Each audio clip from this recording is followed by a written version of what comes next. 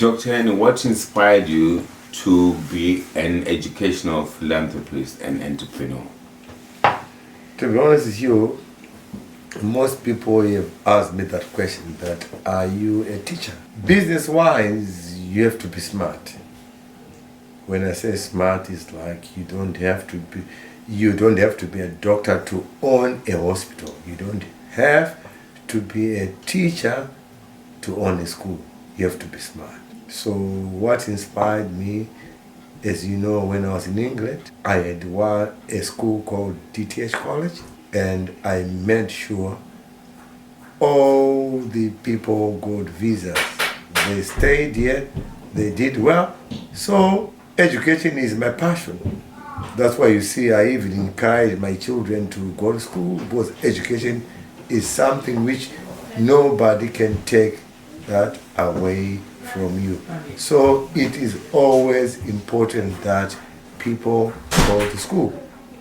People go to school for a purpose. If you go to school, it's a starting point. That's a starting point, inspirational. Can you imagine you don't have O level? How are you going to start? You are finished. That's why they call it ordinary, because it is the beginning of your life. Is there anything that the progressive people in Southern Africa or Africa as a whole should look forward to as far as projects are concerned? Because we just heard you speak to Dr. Philip Chiango, who is an avid supporter of education and of your horizons as well. Is there anything that Africans can look forward to from you as the leaders in education and philanthropy? Africa is full of resources. Resources in terms of intellectual resources.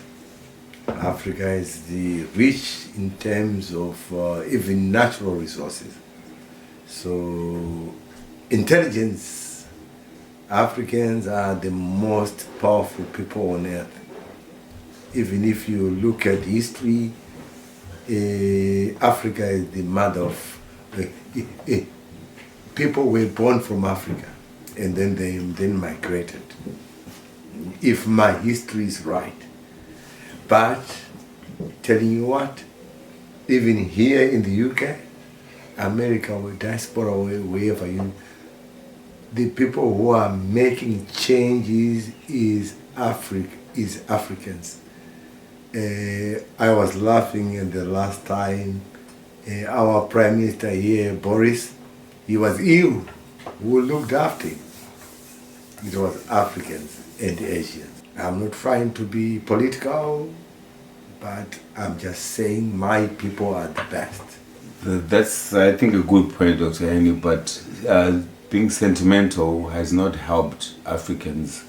Hence my question earlier, which was, is there anything we should look forward to from you as an entrepreneur, a philanthropist, and someone who's revolutionized education, combining the fact that you had synergy between Asia and Africa, and which is what benefited Europe? And sorry, my question is going to be long, but the brain drain that happened from your motherland and even Asia, is there anything, now that you have moved back to Africa, is there anything we should look forward to that you and someone like Dr. Philip Chiangwa and Guramatunu and Dr. Sekeramaya and all the people that you're affiliated with in Africa, is there anything we should look forward to as people of African origin in the diaspora? I will tell you the truth, I was selfish from the start, that I took people from Africa to bring them here, and they benefited in Europe. But now we are doing what we call a reverse game. We are taking our people back. Thanks to Corona. Corona has done well. It has made people realize that they have to go back. And I can guarantee you that there are so many people who are calling me, can you help us? Can you help us to go back? True, go back. Go back. There's nothing for you here. And one thing which pains me most is I have got care homes here. And imagine you have got a house. You have bought your house, mortgage paid. When you are ill, they sell the house to look after you. What is the idea? Why are we working? So, Dr. Henney, as someone who has been influential to not only me but a lot of my peers, you have encouraged some of my friends who have become doctors now, and they become GPs. I'm sure you're well aware. You're well aware that as someone who has influenced a lot of your kith and kin who have now expanded their horizons, a few doctors, without mentioning names, be it PhD or medical, a lot of them now that have acquired mortgages and even holiday homes in Spain, what would you say to them? As much as I'm making reference to what you said, whereby you want people to come back home. What do you have anything in place for people like accomplished people like that? What would you say to them? Because I think these are people who are the taxpayers and the people that can expand education in Zimbabwe, and the brain drain can be reversed. What do you say to people like that? The system here is made in a way that you are so trapped. You've got an HP car, HP TV, sofas are on HP, you are on a mortgage. Zim is different. What I'm trying to say to you, come to Zim. If you buy a land, you are done. Here, buy land, you don't buy land here. You buy the bricks. So what I'm trying to say is, if I were you, stop this HP business. I have never borrowed in my life. Like even now, I think most of you have seen me doing projects. I work with what I have got. The little what I have got, it multiplies. So if you can learn that trick that don't borrow. Borrowing is a trick to keep you trapped. So, Dr. Henney, I still feel you may have to expand on the question I asked earlier, simply because before we disturbed your very sunny day, you were speaking to a fellow entrepreneur who had moved from England to Zimbabwe, and he mentioned, if I may, the fact that the UK may make you feel comfortable, yet you're not that comfortable. Kindly, sir, if I can reiterate my question, have you got anything in place for people who are not well versed, like the way the entrepreneur that I heard you speak to? He's well versed, but the other people who are too busy working and they're becoming comfortable in the Europe sequence of doing things. Do you have anything in place or any words of advice for those type of our kith and kin? What makes me laugh every time is like, you were in England, you were in Australia, you have never started a business. What makes you think that you can go to Zimbabwe and terrorize them and start a business? What I'm trying to say, I'm not saying don't go to Zimbabwe. What I'm trying to say is, one thing which I've realized is like diasporans, I don't know who told them that when they go to Zimbabwe, they will start business when they have never started a business. If you are a nurse, come to Zimbabwe, start a hospital, start a clinic. As we speak now, nurses are allowed to prescribe drugs. Make use of that. If you are a doctor from England, go there, start your surgery. If you are a teacher, go there, start a school. If you are a care worker, go there and start a home. Now we have got boys and girls doing drugs. Go there, start something. Because the idea is, if you were here, you learned something. So go back and do what you were doing here on a level which is very important. So, Dr. Henney, based on the fact that your entrepreneurship demanded, if you like, for lack of a better word, the influx of the brain drain, if you like, for the betterment of the people you are helping. Based on the fact that now the doctors and nurses, you are being critical of people being comfortable in Europe.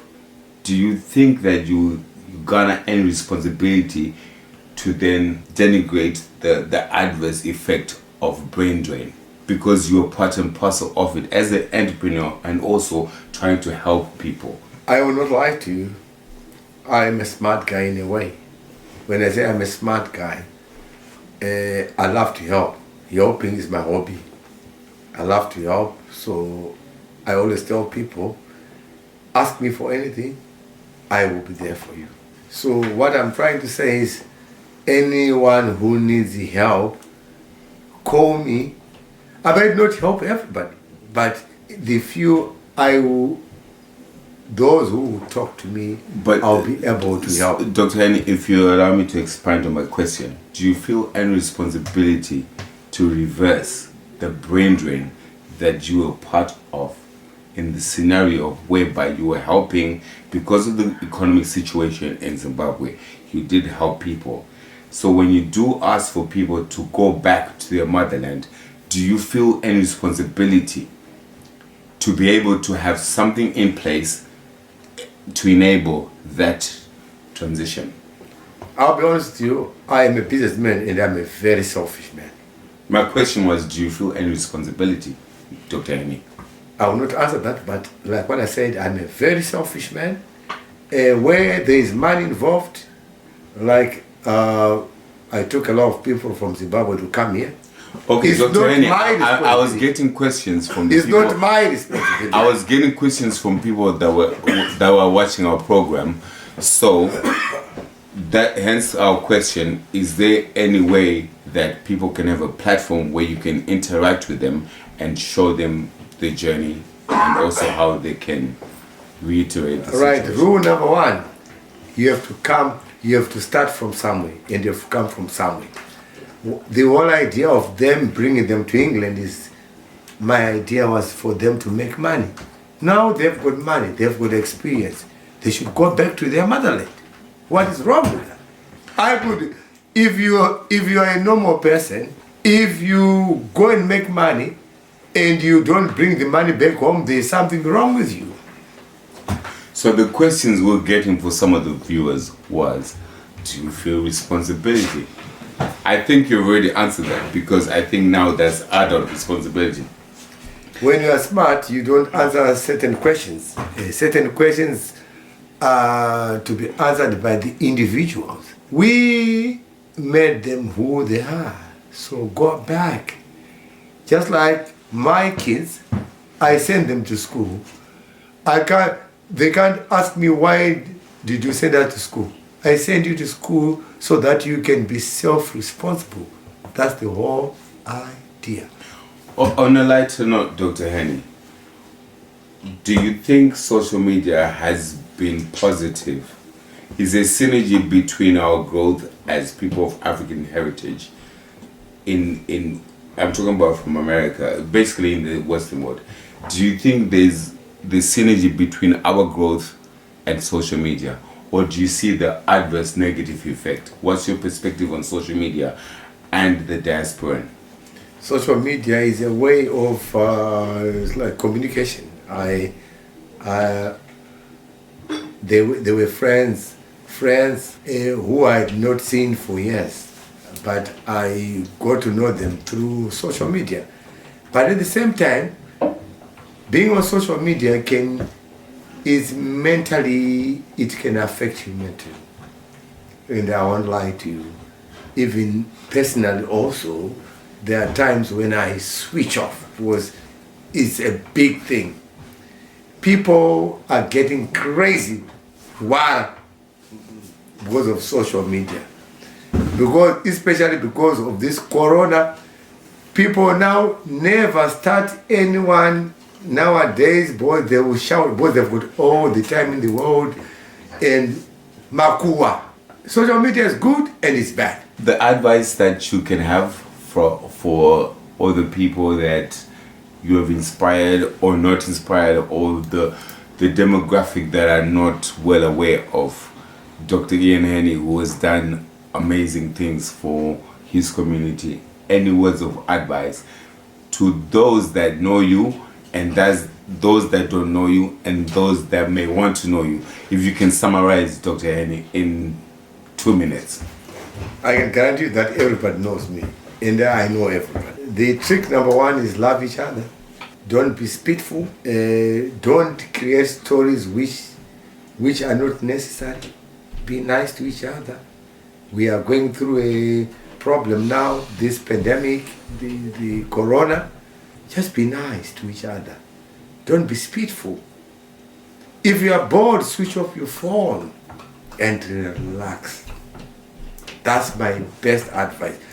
Those who are cruel, God will punish you, and I will punish you too. And it's very, very important. Just relax, take it easy. Love your wife, love your kids, love your family, love your friends. Life is too long. I always tell people say life is too short. Who said that? Because of technology, I will die at 180 years, guaranteed. For an amazing philanthropist, a man who has turned his something was supposed to be his house into a school, we appreciate your presence, Dr. Ian. Thank you so much for having us. Thank you so much.